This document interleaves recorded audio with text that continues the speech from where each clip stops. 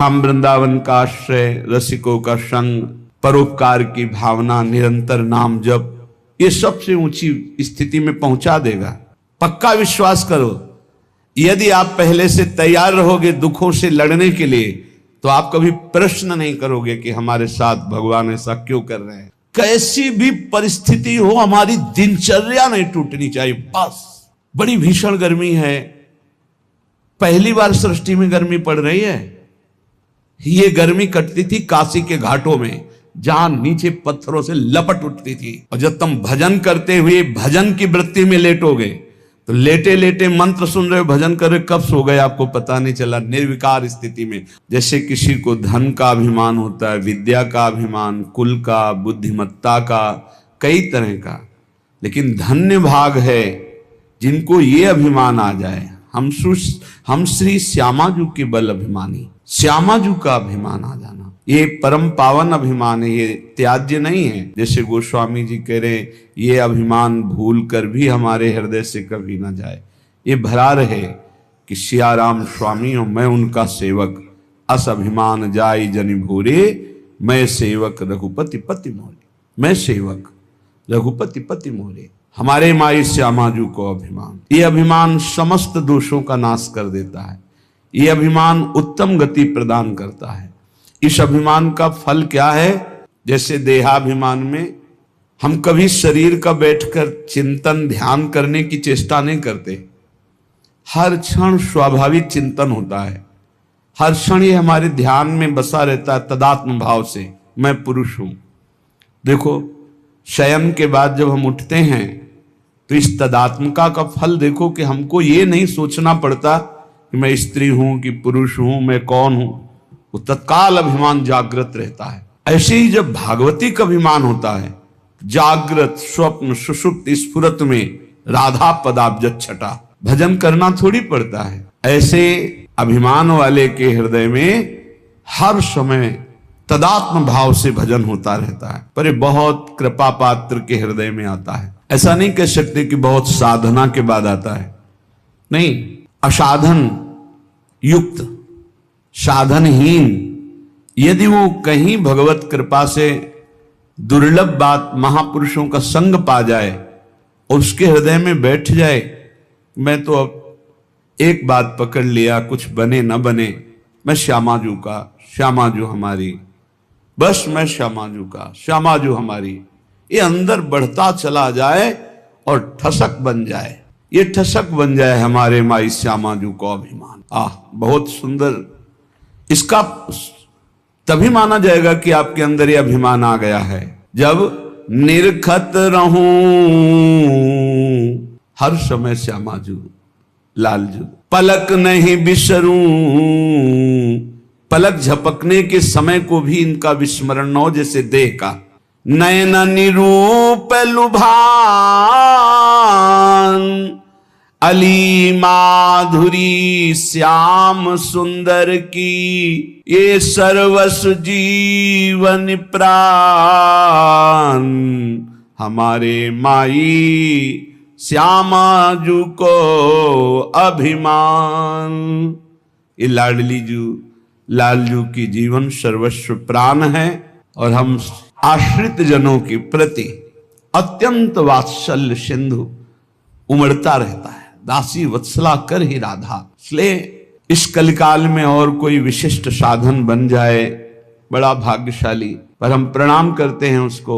हमें हमारा साधन भी श्यामाजू हैं और हमारे साध्य भी श्यामाजू हैं। अगर साधन और साध्य श्यामाजू हैं तो असाधनों की सामर्थ्य नहीं कि प्रवेश कर सके, और जहां असाधनों का प्रवेश नहीं तो जीते जी वो जीवन मुक्त परम पद आनंद में है। उसे कोई परम पद और नहीं चाहिए।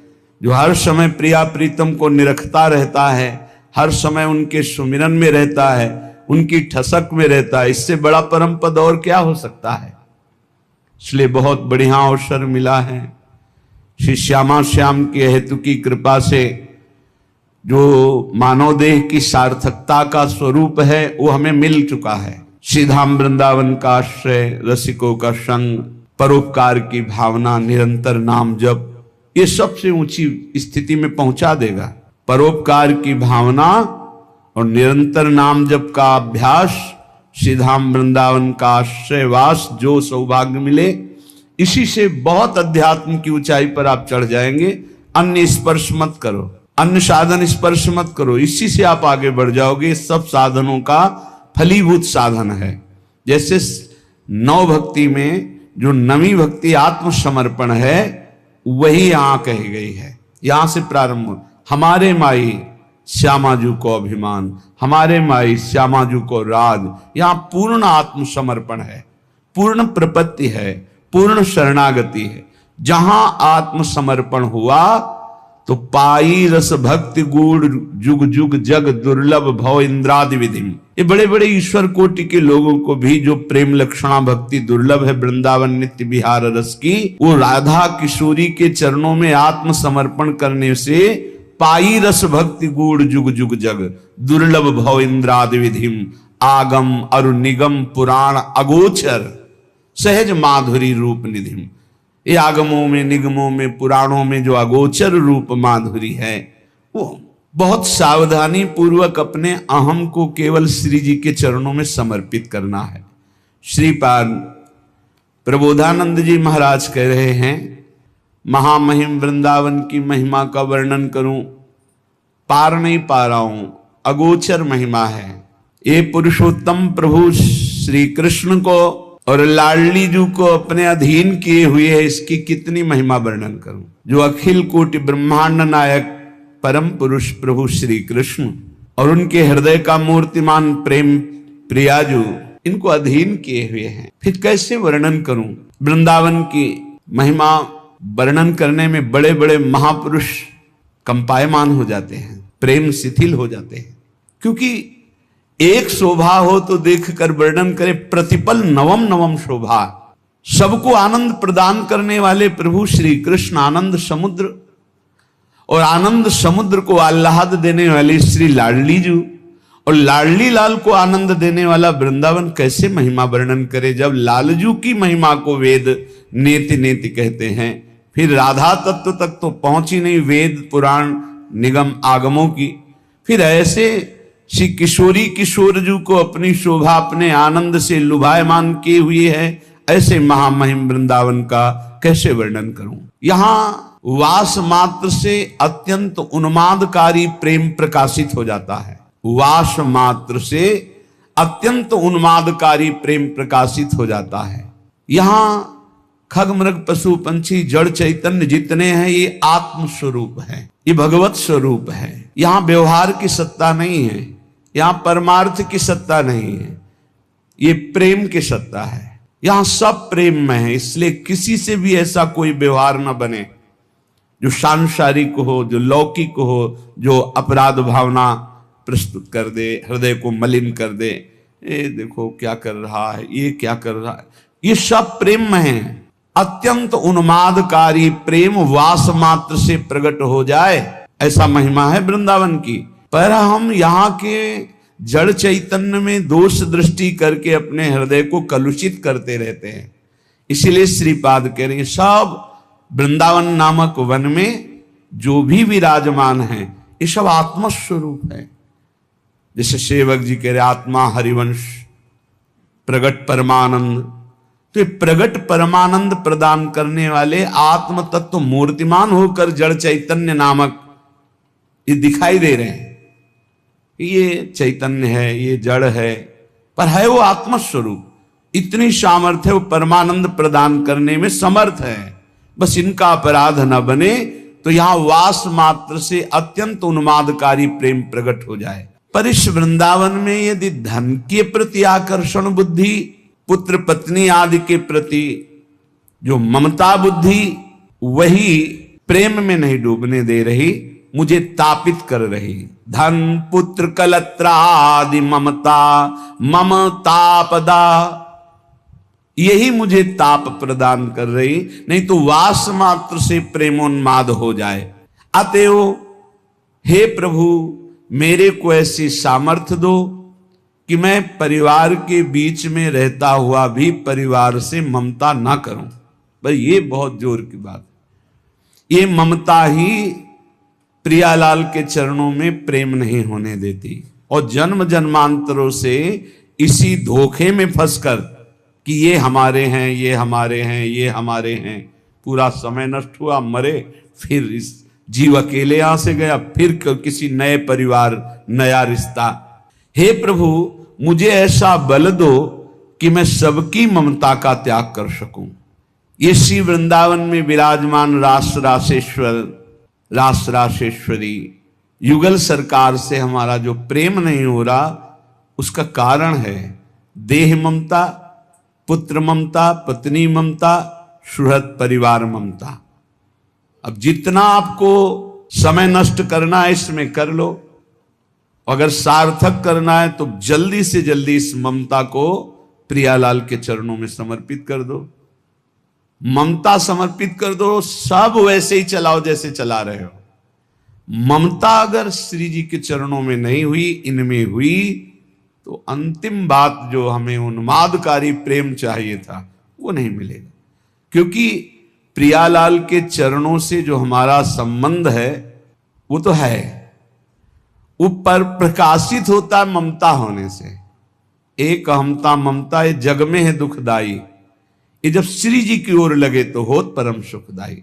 समेट लो, प्रवीण हो बहुत जल्दी समेट लो, मंद हो धीरे धीरे समेट लो, निकृष्ट हो समेट ही नहीं पाओगे, काल तुम्हें समेट लेगा।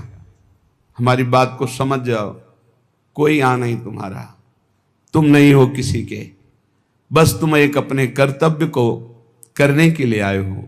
तुम्हारा एक कर्तव्य है जो किसी जन्म में नहीं हुआ, भगवत प्राप्ति, भगवत प्रेम प्राप्ति। और सब कर्तव्य लाखों बार निर्वाह कर चुके हो, उन कर्तव्यों की ताकत नहीं कि आवागमन से रोक सके।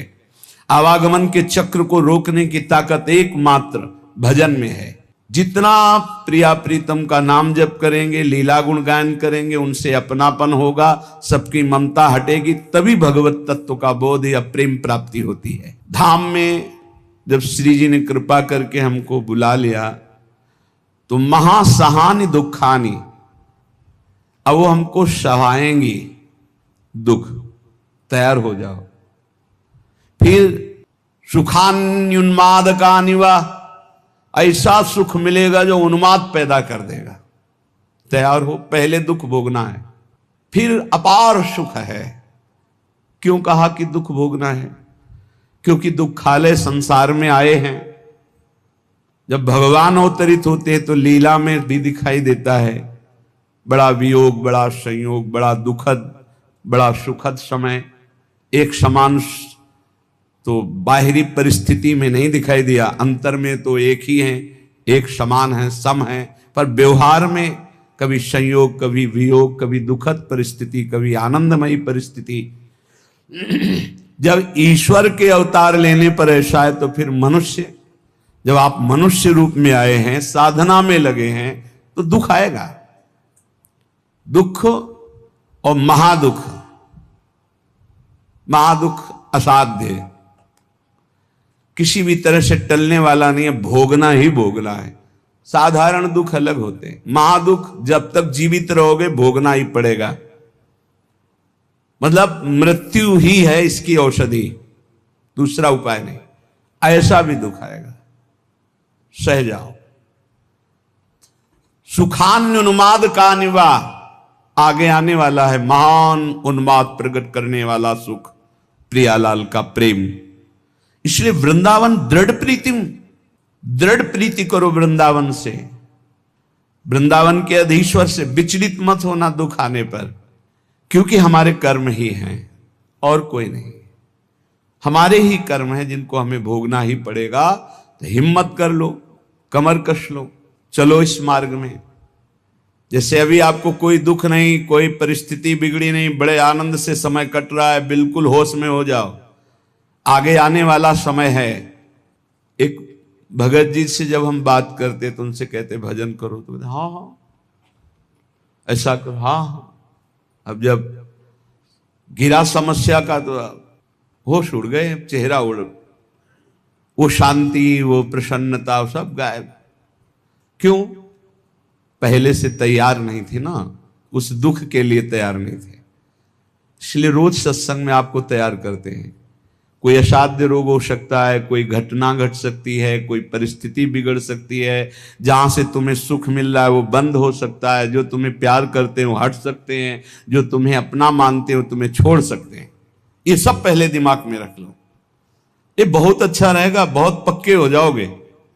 जब घर से निकले तो जन्मभूमि से थोड़ा ही निकले थे कि मन ने डरवा दिया, भोजन कहां करोगे, कौन देगा भोजन का। ये तो अभी तो शुरुआत ही हुई कि इसने हमारा साथ ही देना बंद कर दिया, बिल्कुल घबराहट पैदा कर दी।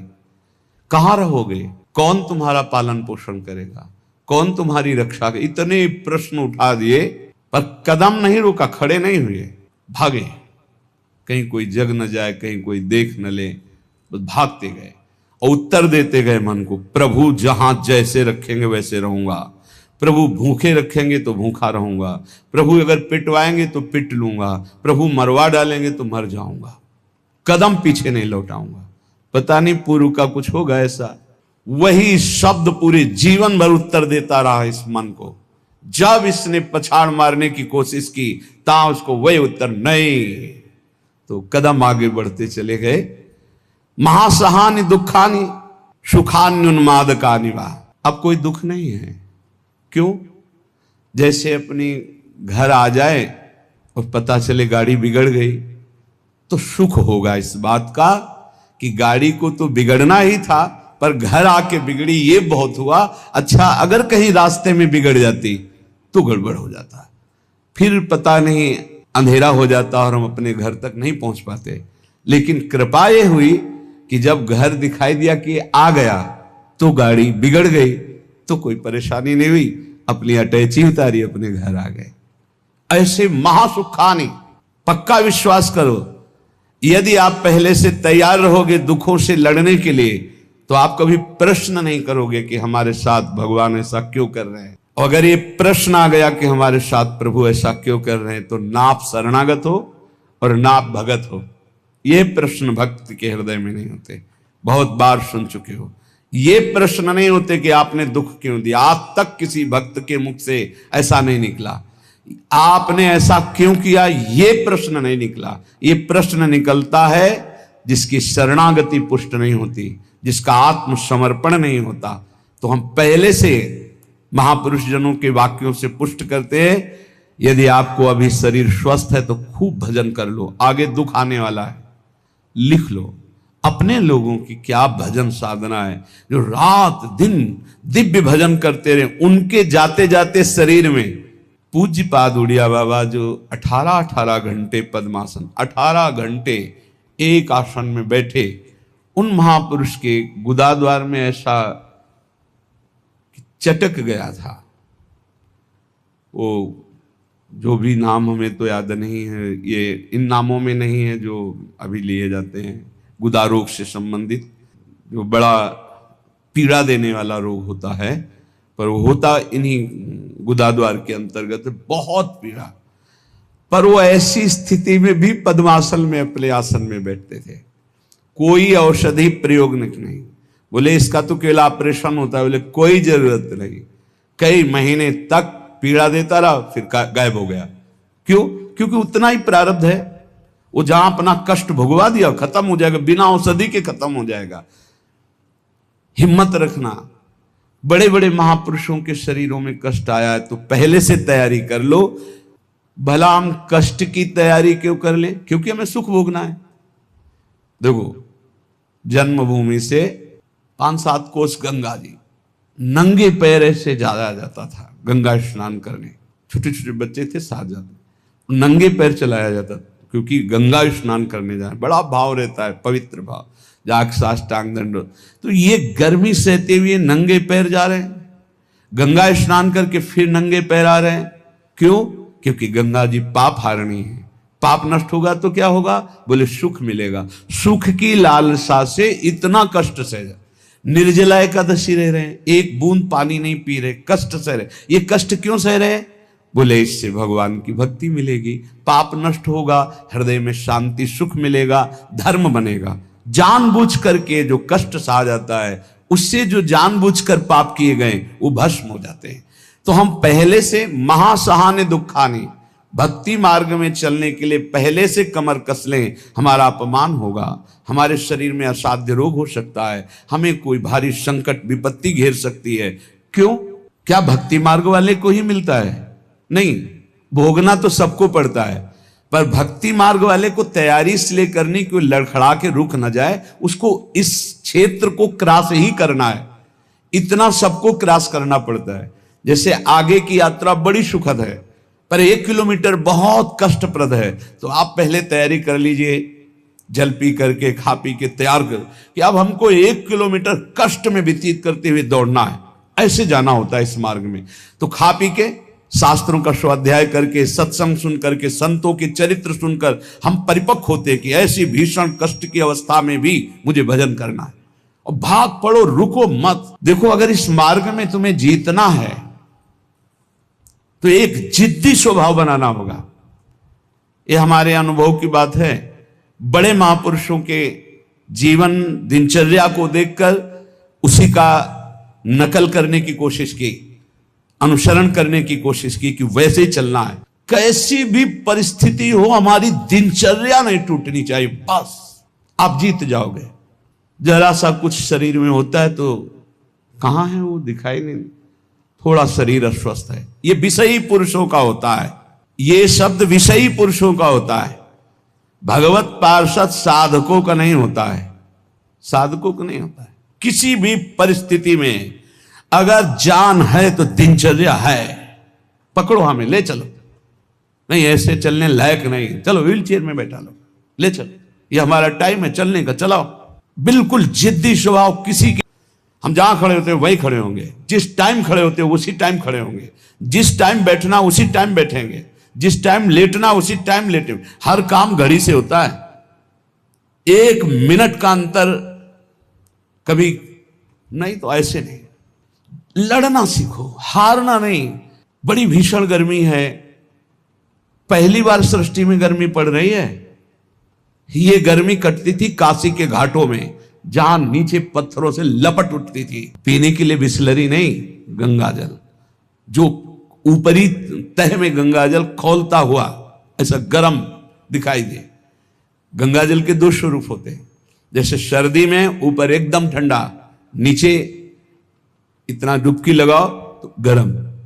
अब गर्मी में है ऊपर गर्म, नीचे ठंडा। वो हम लोग वहां रहे तो पूरी प्रक्रियाएं सब पता है।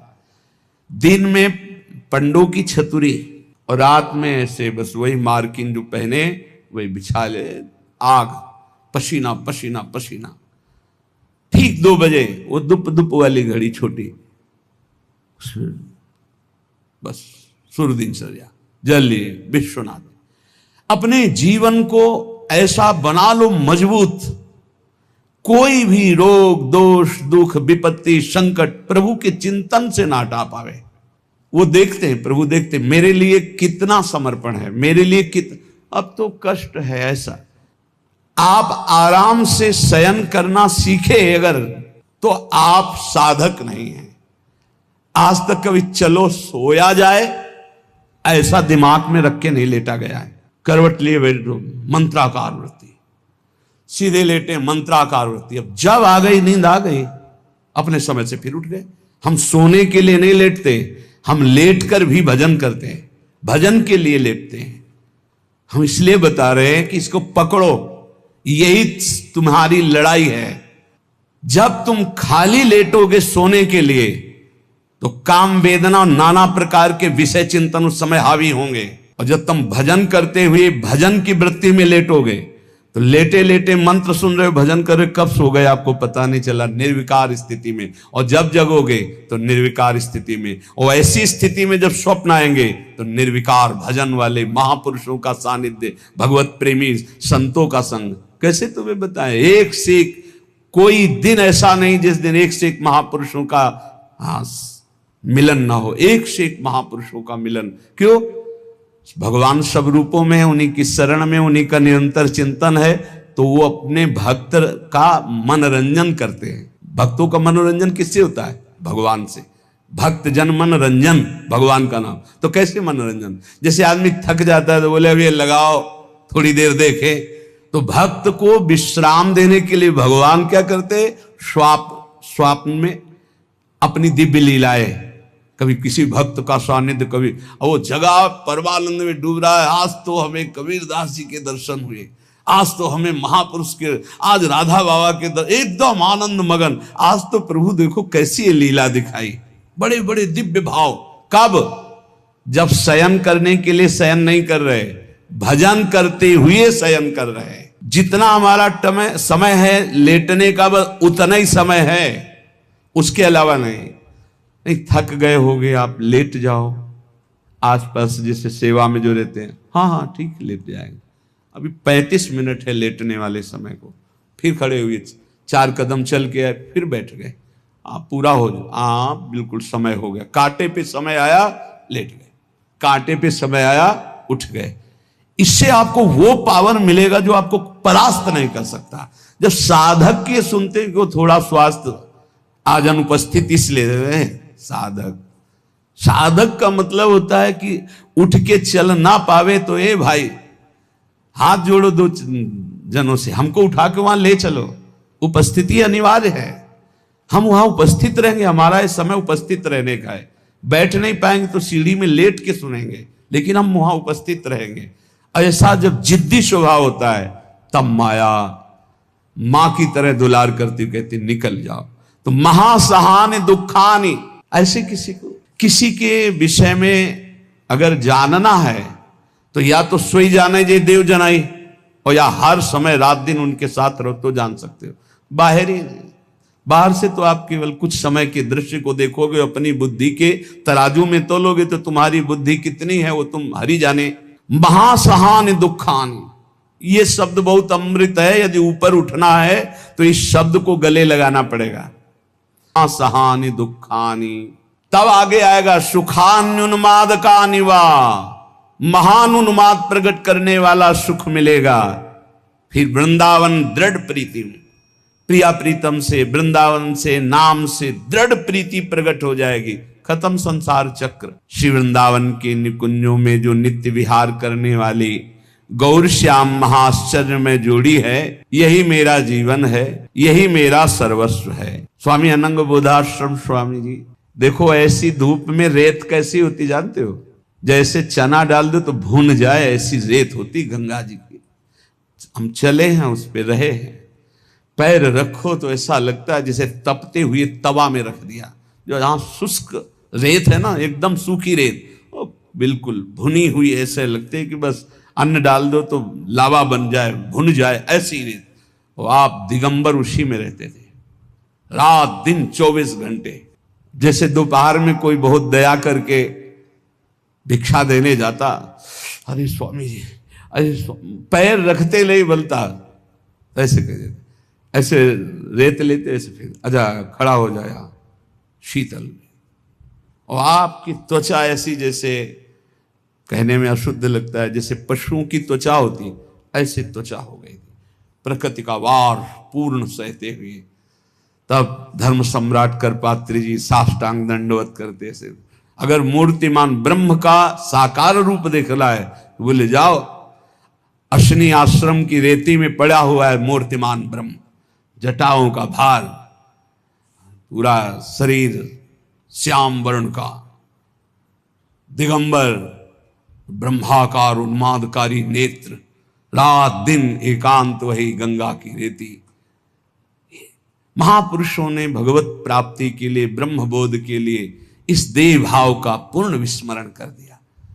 इसलिए मंद प्रज्ञास्त एवात्र मंद भाग्यास्त एव ही, श्रीपाद कह रहे कि जिनकी बुद्धि मंद है वही मंद भागी होते हैं, अभागी होते हैं। मंद बुद्धि क्या है? हम इसके बिना तो नहीं रह सकते, हम इसके बिना तो नहीं जी सकते, हमको तो ये चाहिए, ये मंद बुद्धि। अरे तू भगवान का विनाशी अंश है, तेरे को कुछ नहीं चाहिए प्यारे, तू शरीर भाव में स्थित हो गया, इसलिए चाहिए, कुछ नहीं चाहिए। जिस दिन जो ठान लेगा वैसे ही होगा। कई वर्ष अन्न नहीं पाया गया, भ्रमण में क्या मिलता, कभी जब कोई पूछता वैसे तो उबली हुई आलू या इतना गुड़, या कभी कोई हफ्ता 10 दिन में दूध थोड़ा दे देता, कोई फर्क नहीं पड़ता।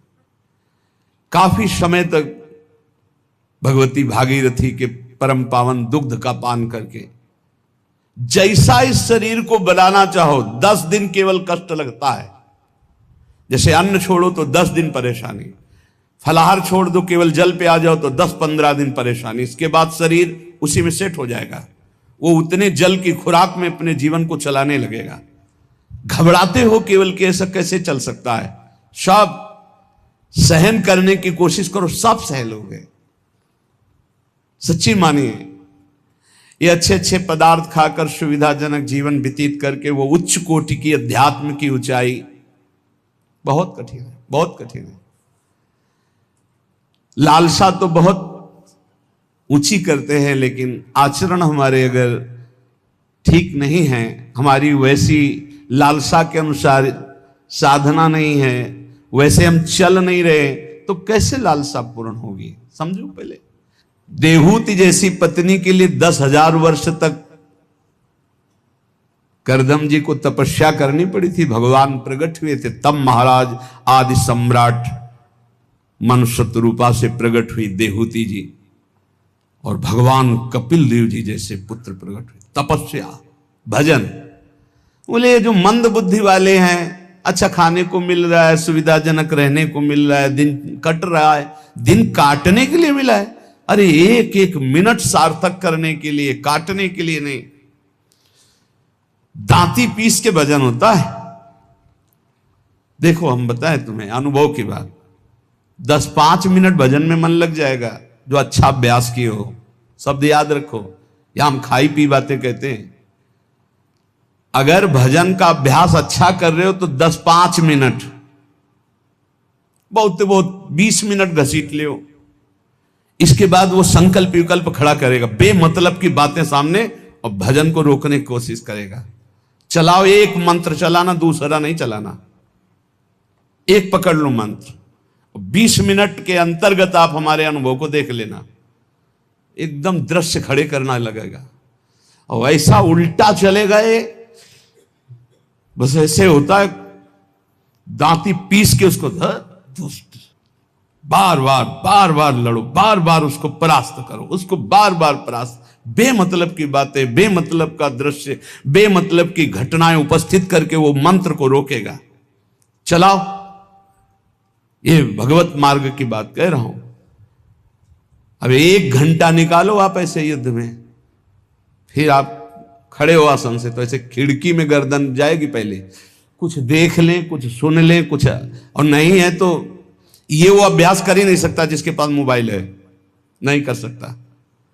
क्योंकि जब वो स्थिति आती है ना, दांती पीस के इसको जबरदस्ती बस में करने की, पक्का समझो ऐसे ही करना पड़ता है।